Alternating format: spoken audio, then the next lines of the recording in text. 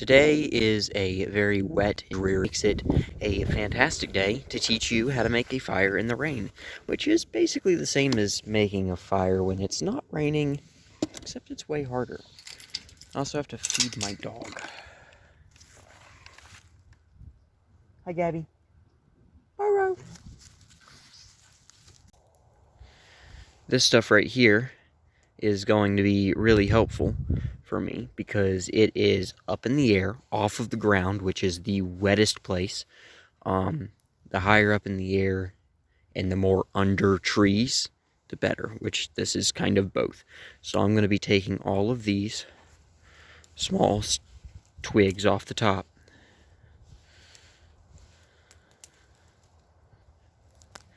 and I'm going to put them in my pocket. So that way if they are wet, hopefully some of that wetness will soak into my clothes, which I don't really mind because it's not very much wetness. And we're talking about very small sticks here, so I'm going to put as many of these in here as I can for now, because I'm on my way to where I'm going to make the fire. I'm not there yet, so I don't really have anywhere better to put it. So you want to be collecting stuff all the time on the way to where you're going. And there's a bunch of it here, and I'm not going to spend too much time because I still have to go feed my goats too, so... Look at these guys. Pretty goats. Nah.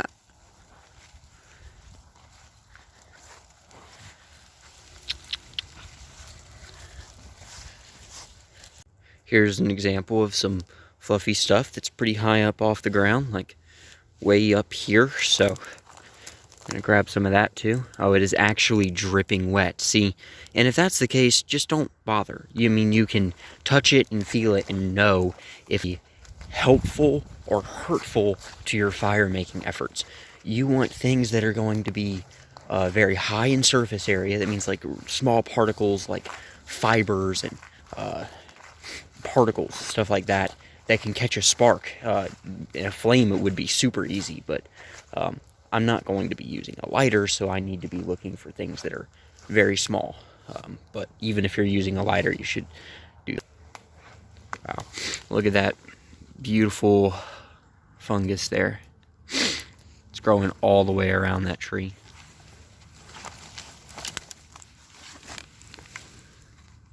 And on this tree too. That's a different fungus there. And it's growing all the way up that tree.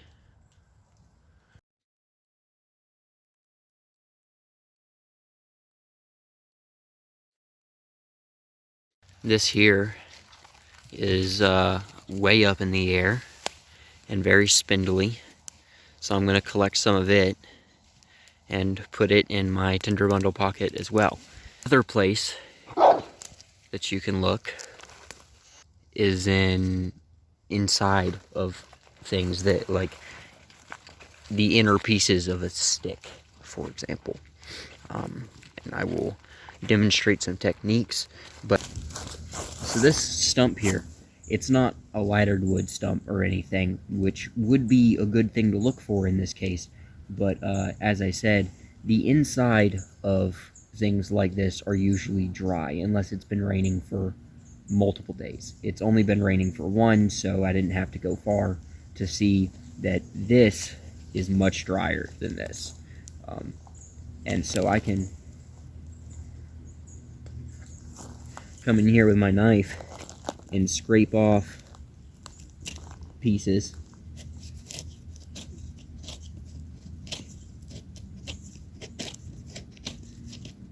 And the thinner, smaller pieces are the best, because those can catch a spark the easiest because they have the highest surface area to mass ratio. The smaller the particle is, the higher the surface to mass ratio is.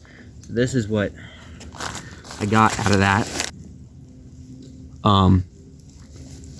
And so I guess I will put that in my tinder bundle.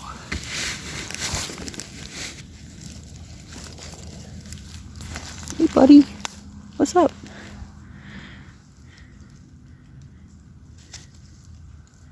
That's my knife, don't hurt yourself.